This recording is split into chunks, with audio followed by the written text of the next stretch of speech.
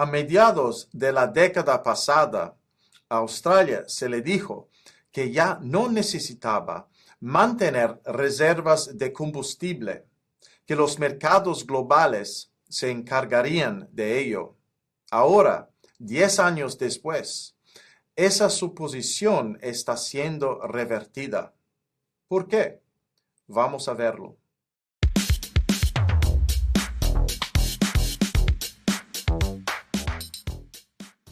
En un artículo publicado esta semana en The Australian, el ex primer ministro de Australia, Tony Abbott, escribió que cuando estaba en el cargo entre 2013 y 2015, aceptó el consejo oficial de que ya no era necesario mantener 90 días de reservas de combustible en el país.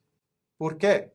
Porque se consideraba que los mercados globales eran eficientes. Pero ahora, mientras el país lucha por asegurar el suministro de productos petrolíferos en medio de la crisis de Hormuz y con menos de 30 días de reservas, está defendiendo lo contrario. Reconstruir reservas de combustible, reactivar la producción nacional de petróleo e incluso reforzar la capacidad naval para asegurar las rutas de suministro. Entonces, ¿qué cambió? A primera vista, esto parece un cambio de política, pero en realidad es algo más profundo. Durante décadas, la lógica fue simple. Los mercados asignan recursos de forma eficiente y las cadenas de suministro optimizan costes. Así que los países redujeron sus reservas, cerraron capacidad de refinado y confiaron en el suministro global, y funcionó, hasta que dejó de hacerlo. Porque la eficiencia no solo reduce costes, también elimina colchones, y esos colchones, reservas de combustible, capacidad adicional, producción nacional, estaban haciendo algo importante. Proporcionaban resiliencia. Cuando desaparecen, el sistema se vuelve más eficiente, más rápido, pero también más expuesto. Y esa exposición solo importa realmente cuando algo sale mal. Tomemos la energía.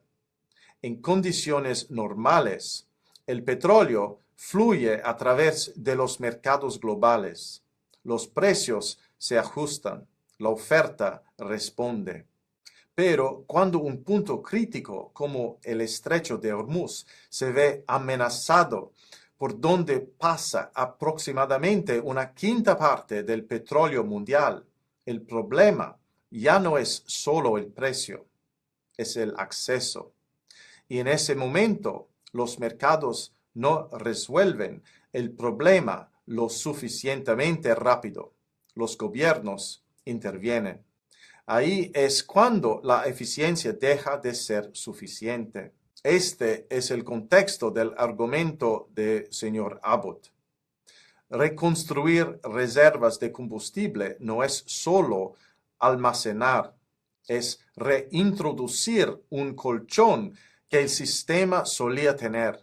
Reactivar la producción nacional no es solo económico, es reducir la dependencia del suministro externo, y ampliar la capacidad naval no es solo una política de defensa, es garantizar que el sistema siga funcionando bajo presión. Así que esto no es realmente un debate entre mercados y gobierno.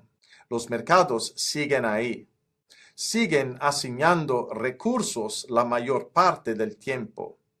Pero ya no son lo único que importa, porque cuando un sistema se vuelve altamente interconectado, altamente eficiente y altamente dependiente, también se vuelve vulnerable. Y la energía es solo el comienzo. puedes ver el mismo patrón en minerales críticos, semiconductores y cadenas de suministro. En cada caso, la eficiencia creó dependencia y la dependencia ahora se trata como riesgo. Así que la verdadera pregunta no es si los mercados están desapareciendo, es dónde dejan de ser suficientes. Porque lo que estamos viendo en la política energética hoy puede estar ocurriendo en gran parte de la economía global. Y si ese es el caso, este cambio no se detiene aquí. Se extiende a las cadenas de suministro, la tecnología y los sectores críticos donde la eficiencia ya se está equilibrando con la seguridad. He desarrollado esto en más detalle en un artículo que acabo de publicar en Substack. El enlace está en la descripción. Y me interesa tu opinión. ¿Es un cambio temporal o algo más estructural? Gracias por ver el video y espero de verlo en el próximo episodio de Climate Mundial. Hasta luego.